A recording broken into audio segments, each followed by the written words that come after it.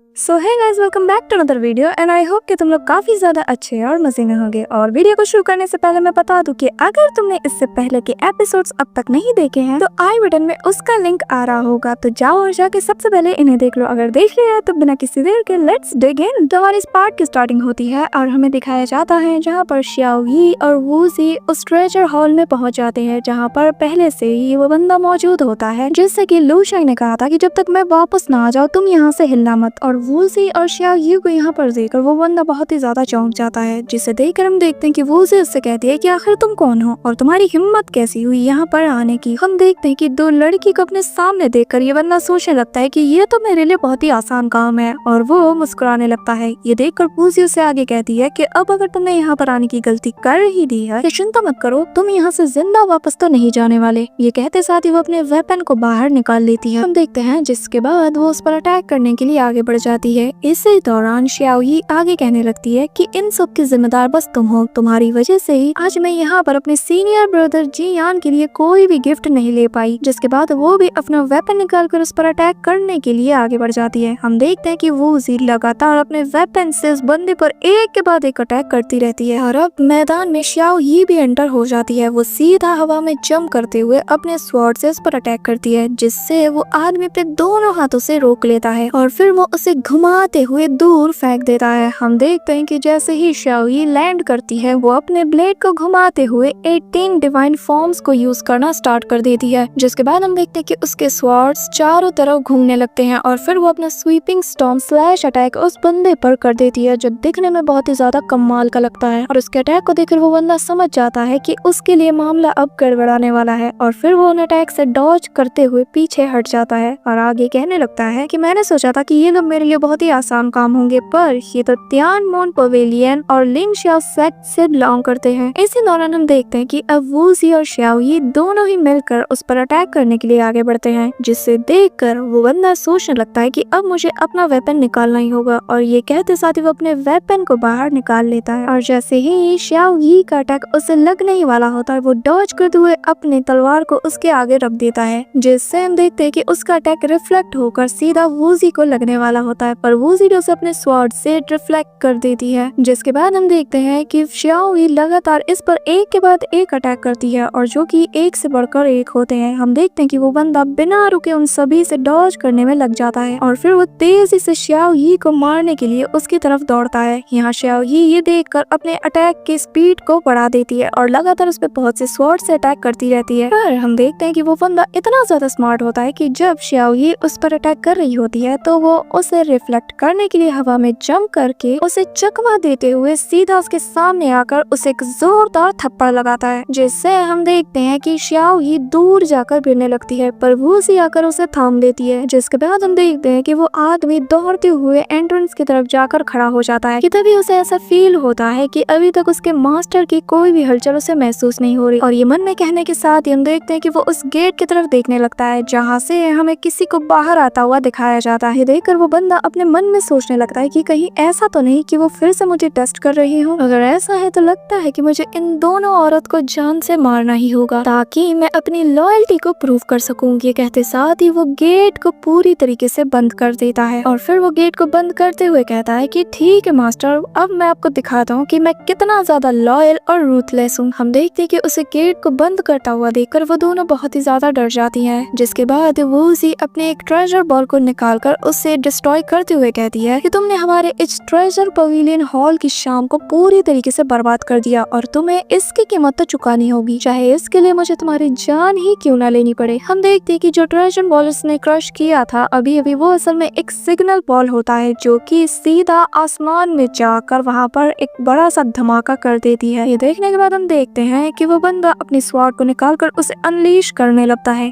और उन दोनों पर अटैक करने के लिए तेजी से आगे बढ़ने लगता है। हम देखते हैं कि वूजी उसे अपनी तरफ आता हुआ देखकर कहने लगती है कि तुमने आज हमारी मूड को बहुत ही ज्यादा खराब कर दिया है और अब जो भी होगा उसके जिम्मेदार तुम होगे। हम देखते हैं कि ये कहते साथ ही वो दोनों लेडीज भी अपने अपने वेपन्स को बाहर निकाल लेती है और वो दोनों साथ मिलकर उस पर काउंटर अटैक करती है। हम देखते हैं कि वो दोनों उस बंदे की ताकत जब आपस में टकराती है ना तो उनके पावर के कोलाइड होने की वजह से जो ऑरा वहाँ पर रिलीज होता है वो सीधा जाकर जी यान को उसके कॉन्शियसनेस में फील होती है और जैसे ही उसे ये चीज फील होती है वो उसी वक्त लू शेंग से पूछने लगता है कि बताओ आखिर तुम इस वक्त किससे फाइट कर रहे हो। जिस पर लू शेंग बड़े ही आराम से अपने कान को खुजाते हुए कहता है कि कुछ नहीं, तुम जाओ अपना आराम करो, मैं देख लूंगा। हम देखते हैं कि उसकी बात सुनकर जियान बहुत ही ज्यादा सीरियस हो जाता है। वो कहता है कि सच में तुम्हें लगता है कि मैं ऐसे ही चला जाऊंगा? हाँ चलो ठीक है, तुम्हारी जानकारी के लिए बता दूं कि शियाओ यी की जान खतरे में है और अब वो बहुत ही जल्द मरने वाली है। ये सुनकर जियान थोड़ा सीरियस हो जाता है, जिसके अगली पल में दिखाया जाता है कि वो शियाओ यी उस बंदे से बहुत ही डट कर सामना कर रही होती है, जहाँ पर हम देखते हैं कि शियाओ यी उस पर लगातार अपने स्वॉर्ड से अटैक करती है, जिससे वो बंदा डॉज करने की पूरी कोशिश करता है। और जैसे ही उस बंदे को काउंटर अटैक करने का एक सिंगल मौका मिलता है तो हम देखते हैं कि वो एक झटके में शियाओ यी को दूर जाकर झटक कर फेंक देता है। ये देखकर वूसी भी बहुत ही ज्यादा घबरा जाती है और फिर वो बंदा आगे कहने लगता है कि मैंने तो तियानियो पीक के स्कूल के बारे में बहुत कुछ सुना था और देखने से लगता नहीं कि वहाँ के डिसाइपल्स में कोई खास बात है। जिस पर हम देखते हैं कि वूसी अपने अटैक को प्रिपेयर करते हुए कहते हैं कि अब तो तुम गए काम से। पर जैसे ही वो अटैक करने ही वाली होती है कि तभी वो बंदा उसके सामने आकर उसके पेट में एक जोरदार पंच मारता है। हम देखते हैं कि इससे वूसी की सांसें बिल्कुल थम जाती है और फिर वो बंदा उससे आगे कहता है कि क्या हुआ, तुम तो मुझे जान से मारने वाली थी ना,